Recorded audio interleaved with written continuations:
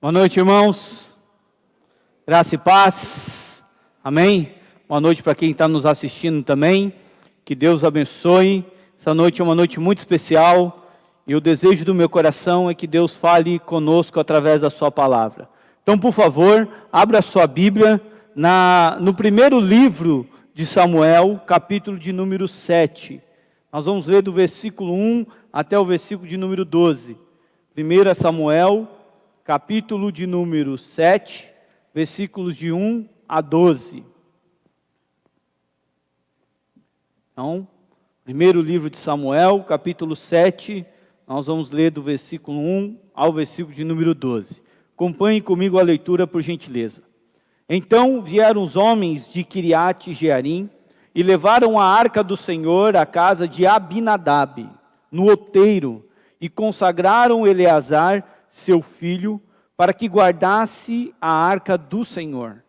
Sucedeu que desde aquele dia a arca ficou em Quiriate Jearim, e tantos dias se passaram, que chegaram a 20 anos, e toda a casa de Israel dirigia lamentações ao Senhor.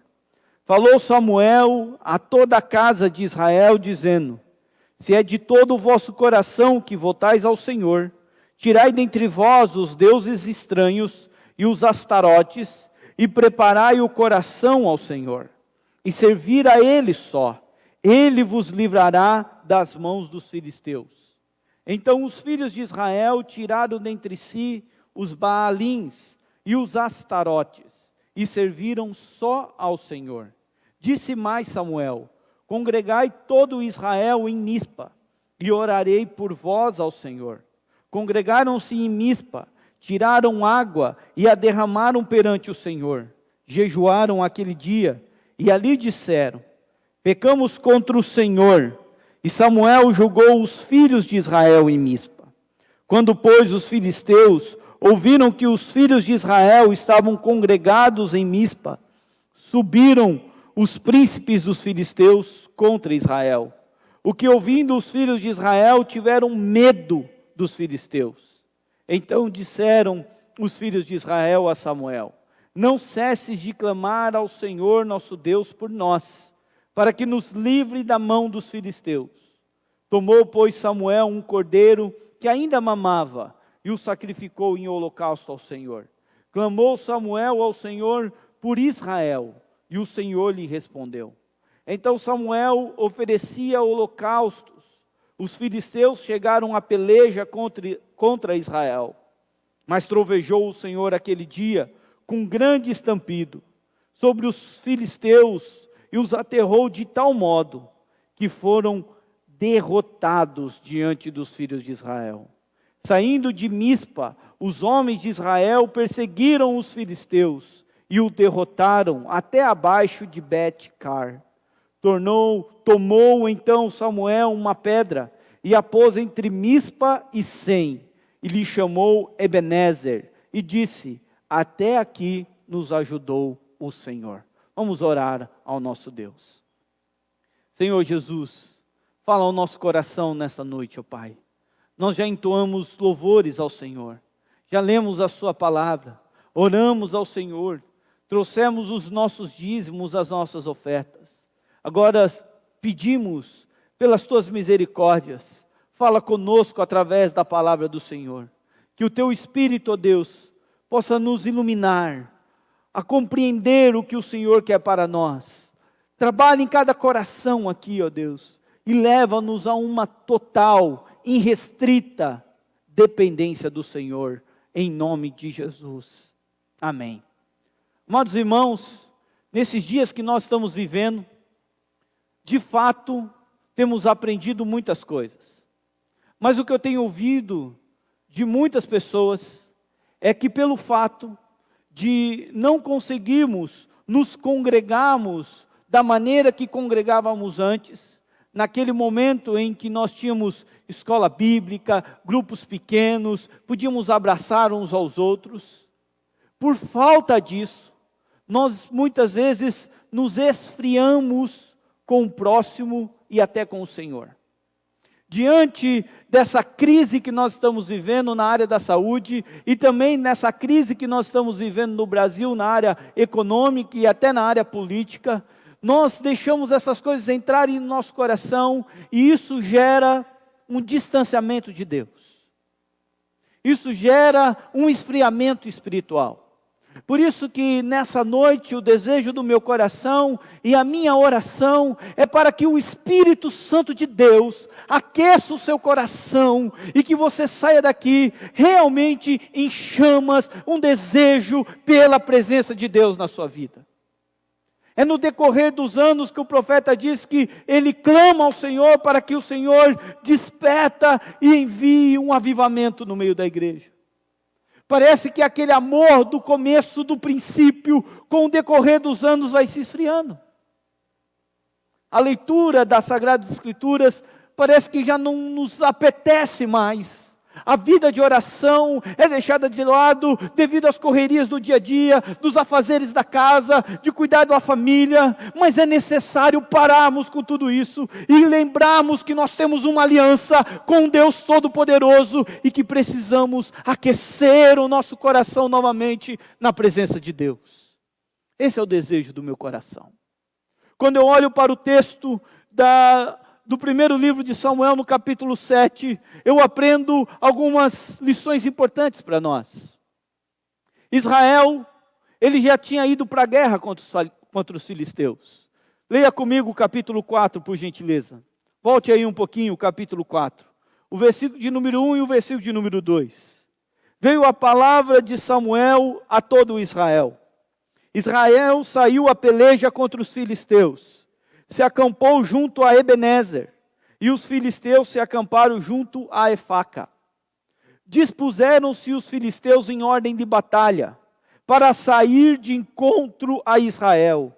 E travada a peleja, Israel foi derrotado pelos filisteus, e estes mataram no campo aberto cerca de 4.000 homens. Israel sai para pelejar, para lutar contra os filisteus. E ele é derrotado. E naquela noite, naquela tarde, naquele dia, a nação de Israel tem que chorar a perda de 4.000 homens. Homens que provavelmente eram pais de famílias. Pais que perderam seus filhos. Israel, o povo de Deus, sofre uma derrota. Mas a história continua. Mesmo Israel sendo humilhado após essa derrota, encontrou forças para enfrentar uma nova guerra. Mas agora eles se lembram que nessa guerra que eles perderam, que morreram 4.000 homens, eles não levaram a Arca da Aliança. A Arca da Aliança, era talvez o utensílio mais importante do tabernáculo. Era onde continha a presença de Deus. Dentro da Arca da Aliança estavam as 2 tábuas da lei, estava o pote com maná, e estava a vara de Arão que floresceu. A Arca da Aliança significava a presença de Deus. Então eles trazem a Arca da Aliança, e vão novamente guerrear contra os filisteus. Vão novamente para a guerra, vão enfrentar os filisteus, certos de que eles teriam vitória. Mas o que acontece é uma outra desgraça. Mais uma vez, a nação de Israel é derrotada. Observe o capítulo 4 ainda, o versículo de número 10. Então pelejaram os filisteus. Israel foi derrotado. E cada um fugiu para a sua tenda. E foi grande a derrota, pois foram mortos de Israel 30.000 homens de pé. Se na primeira batalha eles perderam 4.000 homens, agora, nessa segunda batalha, eles perderam 30.000 homens. É um dia triste para aquela nação. Mas algo pior ainda acontece.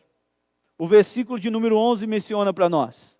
Foi tomada a arca de Deus, e mortos os 2 filhos de Eli, Ofni e Finéias.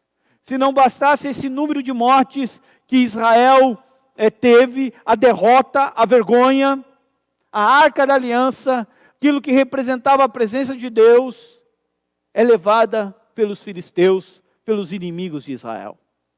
Os filhos do sacerdote Eli morrem, Ofni e Finéias. Eli, o sacerdote, quando ouve essa notícia de que os seus filhos morreram e que a arca da aliança foi levada e que o povo de Israel sofreu a derrota, ele cai e ele morre.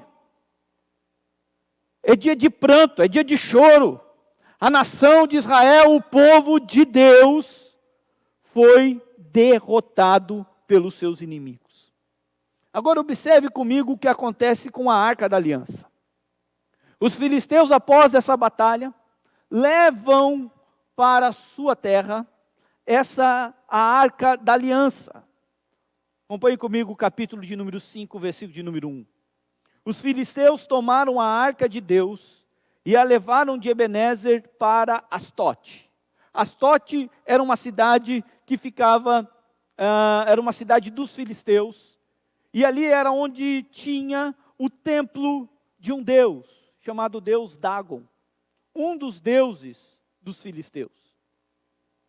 E eles colocaram dentro do templo do Deus Dagon, porque era costume de um povo, quando ele vencia outro povo, então ele pegava aquilo que representava o Deus daquele povo e colocava dentro do templo do seu Deus, nesse caso Dagon. E de madrugada, quando eles foram ver a arca da aliança, texto bíblico, capítulo 5, diz que a estátua de Dagon está de rosto no pó. Eles colocam a estátua novamente no lugar. No outro dia, foram ver se estava tudo certo dentro do templo do Deus Dagon. E o que acontece? A estátua está de joelhos, sem os dois braços e sem a cabeça. Porque Deus está ali ensinando que não há outro Deus senão Ele. Ele é o Todo-Poderoso. E todo principado, toda potestade, e todos nós devemos nos dobrar diante do Deus Todo-Poderoso. Agora, aqueles que estavam em Astode, eles não querem mais a arca da aliança. Eles não querem ficar com a arca de Deus. E se nós continuarmos a narrativa bíblica, nós vamos ver que eles pedem para os príncipes dos filisteus tirarem a arca de lá. E ela vai de cidade em cidade, até chegar a uma cidade chamada Gade. Observe comigo o verso de número 7 do capítulo 5. Vendo os homens de Astote que assim era, disseram: não fique conosco a arca de Deus, de Israel, pois a sua mão é dura sobre nós, e sobre Dagon, nosso Deus. Pelo que enviaram mensageiros, e congregaram a si todos os príncipes dos filisteus, e disseram: que faremos da arca do Deus de Israel? Responderam: sejam levada a arca do Deus de Israel até Gade, segunda cidade filisteia. E depois de cidade em cidade, e a levaram até Gade. O que acontece com a arca quando ela chega em Gade? A população é amaldiçoada. Aquela população de Gade, eles começam a ter como se fosse feridas no corpo. Há uma maldição. E eles também não querem ficar com a arca. Se nós continuarmos a narrativa bíblica, observe aí o versículo de número 10. Eles vão enviar a arca agora para uma outra cidade chamada Ecrom. Versículo 10. Então enviaram a arca de Deus a Ecrom. Sucedeu, porém, que em lá chegando, os ecronitas exclamaram dizendo: transportaram até nós a arca do Deus de Israel para nos matarem, a nós e ao nosso povo. Então enviaram mensageiros e congregaram a todos os príncipes dos filisteus e disseram: devolvei a arca do Deus de Israel e torne para o seu lugar, para que não mate nem a nós, nem ao nosso povo, porque havia terror de morte em toda a cidade, e a mão de Deus castigara duramente ali. Eles chegaram a uma conclusão: essa arca, a arca da aliança, não pode ficar entre nós, os filisteus. Nós precisamos mandar essa arca embora. E se nós continuarmos a narrativa bíblica, nós vamos ver que eles ainda juntam vários tesouros, ouro, colocam em cima dos bois e levam essa arca até ela chegar numa cidade chamada Bet-Semes. E ali ela fica. O que acontece em Bet-Semes é interessante. É porque ali, os israelitas que estavam, eles têm uma curiosidade. Eles querem olharem o que está dentro da arca e assim quebram um princípio de Deus. Tocam a arca da maneira que não era para ser tocada. 70 pessoas morrem, ao ponto de os habitantes daquela cidade dizerem: nós não queremos a arca da aliança em nosso meio. E aí, eles pedem para que o povo de Kiriat Jearim busque a arca. E ela volta, ela chega em Kiriat Jearim, fica na casa de Abinadab, e quem é responsável por ela é um homem chamado Eleazar. Amados irmãos, é nesse lugar que vai acontecer uma manifestação do Senhor maravilhosa. Porque essa arca chega, ela ficou 7 meses em território filisteu. E agora, do versículo 1 até o versículo de número 2 do capítulo 7, observe-se, passou-se 20 anos que a arca estava lá, em Kiriat Jearim, na casa de Abinadab. Responsabilidade de Eleazar, mas o povo de Israel deixou lá a presença de Deus. O povo de Israel se prostituiu, o povo de Israel se esqueceu de Deus. E observe o versículo de número 2, sucedeu que desde aquele dia a arca ficou em Kiriat Jearim, e tantos dias se passaram que chegaram a 20 anos. 20 anos a arca lá. Agora nós vamos observar, amados irmãos, que no mesmo lugar que há 20 anos atrás o povo de Israel foi derrotado, agora o povo de Israel vai ser vencedor. Agora o povo de Israel vai lutar novamente com os filisteus e vai vencer os filisteus. Mas para que isso aconteça, existem algumas lições desse texto que nós precisamos tirar. Precisamos observar. Porque Deus quer que nós venhamos a ter vitória nas nossas vidas. Deus quer que lá onde a gente foi derrotado, a gente venha a ser vitorioso. Mas tem que ser com a presença dEle. Tem que ser com a graça dEle. Tem que voltar-se para Deus. E esse texto menciona exatamente isso. Deus nos responde através de Ebenezer. Até aqui nos ajudou o Senhor. Primeira lição para nós.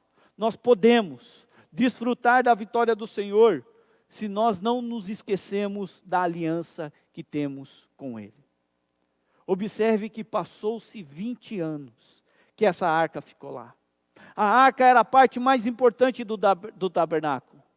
A arca significa a presença de Deus. A arca representa a presença do Senhor no meio do seu povo. A arca era sinal de que Deus deveria ser louvado, adorado, que Ele era digno de toda adoração. A arca representa a justiça de Deus. A arca representa a busca por Deus, a presença do Senhor misericordioso. E muitas vezes nós agimos como esse povo, esquecemos de Deus, deixamos Deus lá, até nos lembramos da presença dEle, até nos lembramos dEle, mas Ele está lá, Ele não está no meio do povo, Ele não é mais consultado para tomar as decisões. Quantas decisões erradas tomamos, quantos passos errados damos, porque nos esquecemos de consultar aquele que tem toda a direção para nós. Nós esquecemos do Deus poderoso. A arca simboliza o Deus todo-poderoso, a presença do Rei dos Reis, Senhor dos Senhores. Era para eles lembrarem que esse Deus abriu o mar vermelho, sustentou eles. Era para eles lembrarem que esse Deus deu a lei para eles, que esse Deus cuidou deles. Mas se esquecem de Deus. Nós temos que fazer uma análise na nossa vida. Se nesse tempo de pandemia, nós não estamos agindo assim como o povo de Israel, nos esquecendo de Deus. Continuando o texto, observe o versículo de número 2. Sucedeu que desde aquele dia, a arca ficou em Kiriat Jearim. E tantos dias se passaram que chegaram a 20 anos. E toda a casa de Israel dirigia lamentações ao Senhor. Eles se lembram agora dessa aliança. E eles lamentam. Aliança implica exatamente em uma busca a Deus. O lamentar aqui, a ideia no original é de buscar a Deus, é de chorar. Toda a casa de Israel está agora planteando. Nessa época, o líder espiritual de Israel é Samuel. Samuel está levando o povo a buscar ao Senhor, ao Deus Todo-Poderoso. Nós não podemos, é claro que isso é importante, mas a nossa fé não deve ser baseada apenas num conhecimento a respeito de Deus. Ela tem que ser experimentada, tem que ser uma fé viva, uma fé operante. Deus tem que tocar o nosso coração. Não adianta apenas conhecer Deus teologicamente, não apenas conhecer as doutrinas de Deus, mas tem que vivenciá-las, ela tem que fazer parte da nossa vida. É por isso que o apóstolo Paulo sempre nas suas cartas trabalha doutrina e aplicação da doutrina. Isso é o que diz a palavra de Deus, é assim que eu tenho que viver. O que eu creio não pode ser diferente daquilo que eu pratico no dia a dia. Se eu creio que a presença de Deus está em nosso meio, eu tenho que viver na presença de Deus. Então por isso que essa noite tem que ser uma noite de renovo da aliança. Por isso que nós precisamos realmente olhar para as nossas vidas e ver se nós não estamos esfriando espiritualmente. Continuando no texto, o versículo de número 3 diz assim: falou Samuel a toda a casa de Israel, dizendo: se é de todo o vosso coração que voltais ao Senhor, tirai dentre vós os deuses estranhos, os astarotes, e preparai o coração ao Senhor, e servi a Ele só, e Ele vos livrará da mão dos filisteus. Olha que interessante, porque nessa aliança que nós temos com Deus, implica atitudes nossas. Nós temos que pagar um preço. Qual era o preço que aquela nação tinha que pagar? Samuel deixa bem claro. Primeiro, tire os deuses estranhos do meio de vocês. Eles haviam se tornado adoradores de Baal, que era o principal deus dos filisteus. O principal deus dos filisteus, que era o inimigo deles. Eles estavam adorando Baal. Eles estavam adorando Astarote, conhecida como a deusa da fertilidade e do amor profano. Era necessário quebrar esse pacto. Era necessário tirar do meio deles tudo aquilo que desagrada ao Senhor. Isso tem que ser feito no nosso coração. Isso tem que ser feito na nossa vida. Quem está reinando no seu coração? Talvez você diga: não, mas eu não adoro Baal, e muito menos Astarote, nem sei quem eles são. Mas os bens materiais já não ocupou o centro do seu coração? O dinheiro, até a família. O poder, o sucesso. Nós temos que tratar seriamente a idolatria que se forma dentro de nós. Porque esse lugar é somente do Senhor. Deus tem que ser a primazia do nosso coração. Deus tem que ser o centro do nosso coração. Deus tem que ser a razão do nosso viver. Tem que ser o Senhor. Tire os falsos deuses do seu coração. Aliança com o Senhor. E Samuel continua. Além de tirar os deuses estranhos, nós devemos preparar o coração. É necessária essa renovação, é necessário buscar, é necessário preparar o coração para o agir de Deus. E ele continua dizendo: servir apenas o Senhor. Israel, povo escolhido do Senhor, distraiu-se com serviços alheios. Se esqueceu do tabernáculo, se esqueceu de Deus, se esqueceu da arca da aliança, e se preocupou só com os seus afazeres. Talvez eles tenham dito, em outras palavras: não tenho tempo, eu tenho que trabalhar, eu tenho que semear, eu tenho que colher, eu tenho que preparar a terra, eu tenho que cuidar dos meus filhos, eu não tenho tempo. Essa pandemia veio mostrar que a gente tem tempo sim de orar.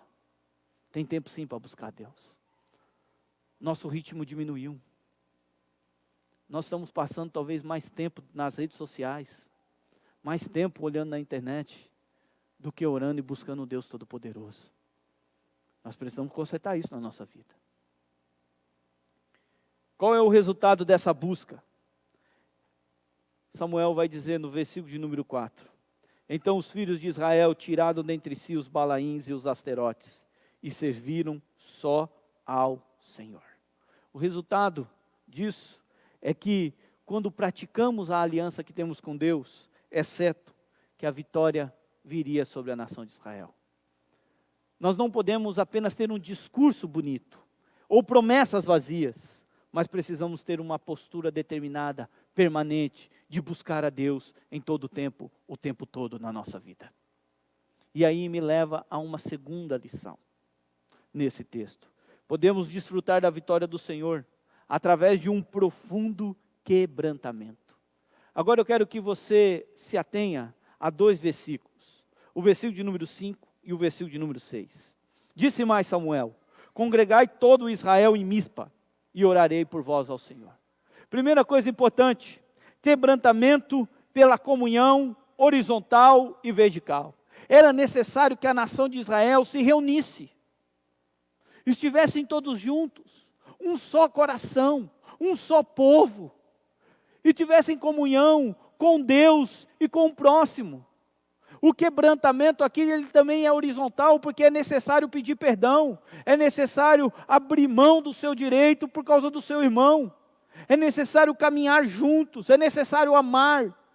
E há um princípio para nós: aquele que diz que ama a Deus e não ama o seu irmão, o amor de Deus não está nele. Quem tem um coração quebrantado, quem está firmado na aliança com o Senhor, tem um coração generoso, abençoador, se torna um centro de irradiação da bênção de Deus para os seus irmãos. Então era necessário exatamente isso. Samuel discerne isso. Era necessário um quebrantamento. Abra sua Bíblia, Salmo de número 51, o versículo de número 17. Salmo 51, 17. Diz assim a palavra do Senhor. Salmo 51, 17. Sacrifícios agradáveis a Deus são o espírito quebrantado, coração compungido e contrito, não o desprezarás, ó Deus. Era dessa maneira que a nação de Israel tinha que se apresentar diante de Deus. Coração quebrantado, espírito quebrantado, coração compungido, contrito. Esse coração Deus não despreza. Era relacionamento do povo entre si. E a comunhão vertical, relacionamento do povo com Deus. E Samuel vai dizer: eu orarei por vós. Agora observe o versículo de número 6, lá do capítulo 7 de Samuel, que é o nosso texto base. Congregaram-se em Mispa, tiraram água e a derramaram perante o Senhor. Jejuaram aquele dia e ali disseram: pecamos contra o Senhor. E Samuel julgou os filhos de Israel em Mispa. Uma coisa aqui muito importante, há um simbolismo. Eles tiraram água e a derramaram. Era um sinal de que eles deveriam derramar o seu coração perante o Senhor. Eles deveriam se quebrantar realmente perante o Senhor, derramar a sua alma. O jejum simboliza que eles estavam dispostos, eles tinham disposição de resistir ao máximo às inclinações da carne. Vamos jejuar, vamos nos derramar, nós queremos o Senhor. Isso é um coração contrito e quebrantado. Então a minha oração é que nessa noite você se derrame na presença do Senhor. Assim como se nós pegarmos um copo d'água e derramarmos aqui neste púlpito, que você se derrame assim na presença do Deus Todo-Poderoso. Lance, se jogue, deixe Deus conduzir a sua vida. Deixe Deus tirar esse seu coração de pedra. Às vezes você tem andado numa soberba, numa empáfia, fazendo tudo que desagrada ao Senhor, de maneira exacerbada. É necessário você se quebrantar. Talvez você diga nessa noite: mas o meu coração é um coração de pedra, pastor. A Bíblia diz que Deus tira o coração de pedra e coloca um coração de carne, sensível à sua presença. É necessário quebrantamento. Pela confissão, pelo jejum. E o texto ainda continua. Porque o verso de número 6 vai dizer: ali disseram: pecamos contra o Senhor. Confessaram os seus pecados. Quanto tempo que você não dobra os seus joelhos diante de Deus e confessa os seus pecados? Eu não estou falando aqui daquela oração que a gente faz dizendo, Senhor, perdoe os meus pecados. Não é dessa oração que eu estou falando. Eu estou falando daquela oração quando você se derrama na presença de Deus e confessa os seus pecados diante do Senhor, dando nome a eles. Senhor, eu vi pornografia, eu menti, eu cometi adultério. É você realmente se arrepender. E não há arrependimento se não houver confissão de pecados. É você abrir o seu coração para Deus, os porões da sua alma e dizer, Senhor, veja o que está aqui dentro.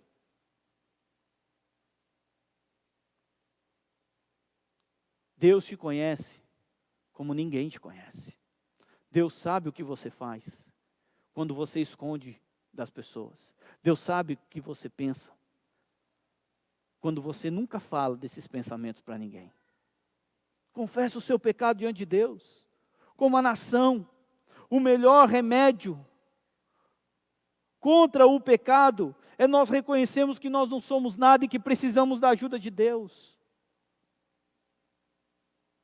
Salmo de número 32, versículo de número 5 diz, confessei-te o meu pecado e a minha iniquidade não mais ocultei.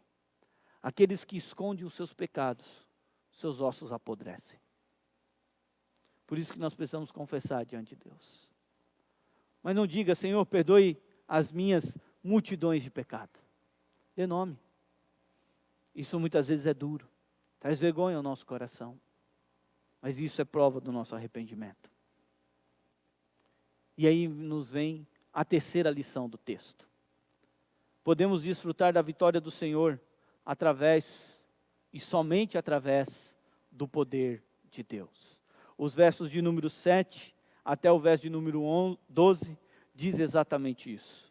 Observe que após a nação de Israel ter feito tudo isso, vem uma notícia bombástica. Porque muitas vezes é assim na nossa vida, quando a gente decide buscar mais a Deus, buscar mais o Senhor, se quebrantar, nos entregarmos, falar, não, eu vou viver uma vida com Deus. A primeira notícia que vem, qual que é? É ruim. É um desastre. Eu já tive que aconselhar pessoas dizendo, pastor, desde quando eu me converti, fui para a igreja, as coisas pioraram. É o que vai acontecer aqui agora. Olha o que diz o verso de número 7. Quando, pois, os filisteus ouviram que os filhos de Israel estavam congregados em Mispa, subiram os príncipes dos filisteus contra Israel. O que, ouvindo os filhos de Israel, tiveram medo dos filisteus. A pior notícia aconteceu. Em 20 anos, os filisteus não subiram. Mas agora que o povo decidiu buscar a Deus verdadeiramente, o que acontece? Os filisteus ficam sabendo e vão contra. Vão atacar, vão lutar, vão batalhar contra Israel. O que gera no coração da nação de Israel? Medo. Medo porque eles lembram que eles já foram derrotados 2 vezes. Que 34 mil homens morreram. Que eles foram subjugados pelos filisteus. E agora? O que vai ser de nós? O medo. A fragilidade humana. Isso é muito perigoso, porque o medo nos paralisa. A gente quer ter o controle da situação e quando a gente perde, a gente tem medo. Mas o medo, nesse caso aqui para nós, comunica uma coisa importante, que a vitória não viria da nação de Israel, mas viria do Deus Todo-Poderoso. Eles foram e guerrearam 2 vezes com a sua própria força, perderam. Mas quando eles se quebrantam diante do Senhor, Deus vai dar a vitória para eles. Aquela batalha já não era mais deles, aquela batalha era do Senhor. Aquela peleja já não era mais deles, aquela peleja do Senhor. Assim é nas nossas vidas. Quando nos quebrantamos, confessamos os nossos pecados, honramos nossa parte na aliança, buscamos a Deus verdadeiramente, nossos problemas já não são mais nossos, eles pertencem ao Deus Todo-Poderoso, porque é Deus que dirige a nossa vida. E aí Deus vai dizer para nós: eu sei o que tenho para vós, os meus pensamentos é muito maior do que o de vocês. Aí Deus vai dizer para nós que os planos dele é muito maior do que o nosso, que a vontade de Deus, ela é boa, ela é perfeita, ela é agradável. Só nos resta confiar no Deus Todo-Poderoso. Não há espaço para medo no coração do cristão, há espaço apenas para a certeza de que no tempo certo, na hora certa, Deus vai agir de maneira poderosa. Louvado seja o Senhor. Agora o versículo de número 8. Então disseram os filhos de Israel a Samuel: não cesses de clamar ao Senhor nosso Deus por nós, para que nos livre da mão dos filisteus. Eles fizeram certinho. Eles ficaram com medo, mas não se apavoraram. Não saiu correndo cada um para sua casa. Muito pelo contrário, eles pediram para Samuel: continue intercedendo por nós, Samuel. Continue, nós não temos saída, agora só Deus. Diante dos problemas, irmãos, clame ao Senhor. Vá para os pés da cruz. Ore a Deus. Não fique batendo cabeça. Existe um caminho, e é o caminho da oração. E Samuel se coloca em oração pela nação de Israel. Oração perseverante. O versículo de número 9. Tomou, pois, Samuel um cordeiro, que ainda mamava, sacrificou em holocausto ao Senhor, e clamou Samuel ao Senhor por Israel. A última parte do versículo, ela é linda. Que diz aí? E o Senhor respondeu. Aleluias. Essa é a certeza daqueles que vão para os pés da cruz. Essa é a certeza para aqueles que clamam, aqueles que colocam Deus na sua vida como a primazia, como a prioridade. Eles recebem a resposta de Deus. Talvez você diga: mas eu não tenho recebido. Eu tenho buscado a resposta de Deus, mas eu não tenho recebido. Faz uma análise da sua vida. Pratique o que o povo de Israel está praticando: quebrantamento, confissão de pecado, arrependimento. E diante das dificuldades, busca a Deus. É certo que o Senhor vai te responder. E o versículo de número 9 e 10 e 11, melhor dizendo 10 e 11, diz assim: enquanto Samuel oferecia o holocausto, os filisteus chegaram à peleja contra Israel. Mas trovejou ao Senhor aquele dia, com grande estambido, sobre os filisteus, e o aterrou de tal modo que foram derrotados diante dos filhos de Israel. Saindo de Mispa, os homens de Israel perseguiram os filisteus e o derrotaram até abaixo de Bet-car. Depois de reafirmar uma aliança exclusiva com o Senhor, quebrantar-se na presença do Senhor, Israel estava pronto para ver o grande milagre de Deus. Ele, o Senhor, trovejou com um estambido tão intenso, tão forte, que os filisteus ficaram aterrorizados. O medo que estava do lado de cá passou muito maior para o lado de lá. Quem lutou essa batalha não foi a nação de Israel, foi o Deus de Israel. O Deus Todo-Poderoso. Cumpriu-se mais uma vez o que está escrito em 1 Samuel capítulo 2, versículos 9 e 10, que diz assim, palavras de Ana: o Senhor guarda os pés dos seus santos, porém os perversos emudecem nas trevas da morte, porque o homem não prevalece pela força. Os que contendem com o Senhor são quebrantados, dos céus troveja eles. O Senhor julga as extremidades da terra, dá força ao rei e exalta o poder do seu ungido. Quem luta por nós é o Senhor. É o Senhor. E aí eu quero chegar à minha conclusão. Quero concluir esse sermão exatamente no versículo de número 12. Que Samuel diz assim: tomou então Samuel uma pedra e a pôs entre Mispa e Sem. E lhe chamou Ebenezer, e disse: até aqui nos ajudou o Senhor. Samuel, didaticamente, para que aquela geração e todas as seguintes conhecessem o extraordinário caminho da vitória, providenciou a colocação de uma pedra batizada com o nome de Ebenezer, que significa pedra do socorro. Pedra de socorro. Depois, profundamente tocado, ele vai dizer que essa pedra significa: até aqui nos ajudou o Senhor. Então, como Samuel, nós podemos proclamar nessa noite que até aqui nos ajudou o Senhor. Porque a nossa força não pode vir de nós, ela vem do Senhor. É Deus que nos ajuda. Esse socorro, ele tem 3 características.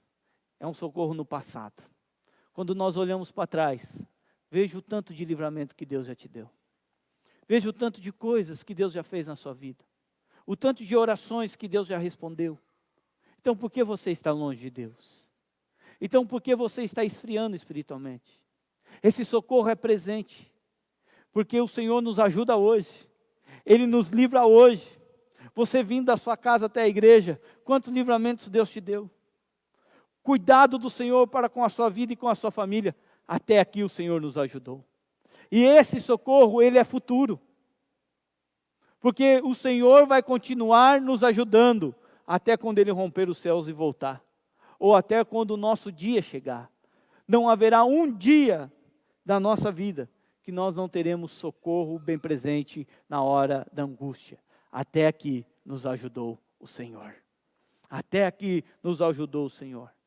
Que Deus, por meio do Espírito Santo, no poder ressurreto do nosso Senhor Jesus Cristo, nos leve a experimentar sempre esse caminho da vitória, que é o caminho do quebrantamento, da confissão de pecados e de confiar no poder de Deus. Vamos ficar em pé e vamos orar ao Senhor. Coloque a mão no seu coração. Você que está aí na sua casa, coloque a mão no seu coração. Talvez hoje seja o dia de você voltar a ter mais comunhão com Deus, a uma profundidade, a uma intimidade, confessar os teus pecados, fazer uma faxina na sua alma e no seu coração. Certa vez eu li uma ilustração num livro, que eu achei muito interessante. O autor dizia o seguinte: se você for pescar num rio de águas claras, bonitas, você vai pescar muito peixes. Mas se você for pescar num rio poluído, você vai pescar bota de sapato, enrosco, mas não vai pegar peixe. Aí o autor diz assim: agora pega essa mesma vara e joga dentro do seu coração. O que você vai pescar? Intimidade com Deus, vida de oração, palavra do Senhor? Ou vai pegar os pecados que fazem separação entre nós e o Senhor? Deus quer nos dar um espírito reto e um coração puro. Deus quer nos dar mãos limpas e um puro coração. É necessário quebrantamento, renovo da aliança. Mas o nosso Deus, Ele é poderoso porque Ele é perdoador. O perdão de Deus é infinito. O perdão de Deus é para todos. Não há um pecador que não se arrependa verdadeiramente, que o perdão de Deus não o alcance. Ore ao Senhor nesse momento. Eterno Deus e poderoso Pai, nós te louvamos e te agradecemos, porque o Senhor nos chama a uma vida íntima com o Senhor, a uma vida pautada e direcionada pelo Espírito Santo. O Espírito do Senhor que foi derramado para ser o nosso advogado, o nosso consolador, para ser aquele que nos dá a direção. Ó Deus, nós confessamos os nossos erros, os nossos pecados, e queremos viver uma vida íntima com o Senhor, para experimentarmos as vitórias do Senhor nas nossas vidas, porque a Tua palavra diz que em Cristo Jesus, nós somos mais do que vitoriosos. Não há bênção fora da palavra do Senhor. O caminho de sermos vitoriosos e abençoados é o caminho da obediência à palavra do Senhor. Isso, Deus, ministra ao nosso coração, nos confronta nessa noite, que nós possamos sair daqui, ó Deus, sem aquele peso que nós chegamos, que o Senhor tire de nós esse fardo pesado, e nos dê o seu fardo que é leve e suave, Deus. Se chegamos aqui tristes, possamos sair alegres, felizes, com a certeza de que fomos perdoados, e que fazemos parte dessa aliança com o Senhor. Nos abençoe, ó Deus, em nome de Jesus, amém.